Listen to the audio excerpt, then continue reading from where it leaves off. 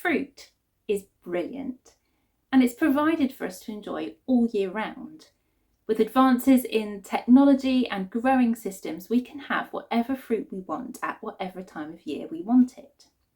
Now, did you know that in the Bible, fruit plays a very important part?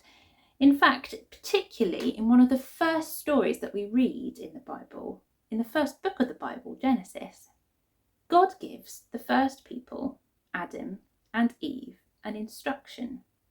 They're in the Garden of Eden, God's perfect creation, and he says to them, you can enjoy the garden and you can eat the fruit from any of the trees in the garden, but there is one tree that you have to avoid.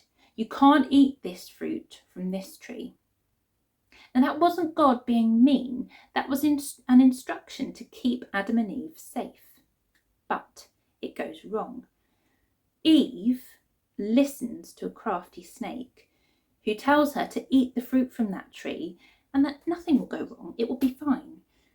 So she does it. She doesn't listen to God and she eats the fruit. And then she gives some to Adam as well and he eats it.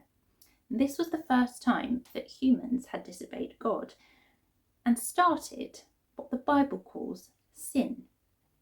Now, sin is when humans think that they know better than God the Creator and God the King, and they decide to rule their own lives.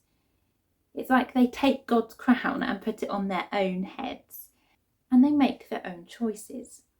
But God didn't make humans to rule on their own without him, and it gets messed up. It goes wrong, and that's why the world around us is ruined. That's why when we look out at the world, we don't see God's perfect creation that he originally designed. Now that all sounds rather gloomy, doesn't it? But fear not, because God had a rescue plan. He wasn't just going to leave humans in the ruined world full of sin. He was going to rescue them and sort it out and save them from the world that had gone wrong. So today, as you enjoy picking your fruit, think, wow, this is amazing. Take the time to enjoy it. Enjoy making jam or cakes or whatever else you would like to do with your fruit once you've picked it. But also remember that God had a rescue plan.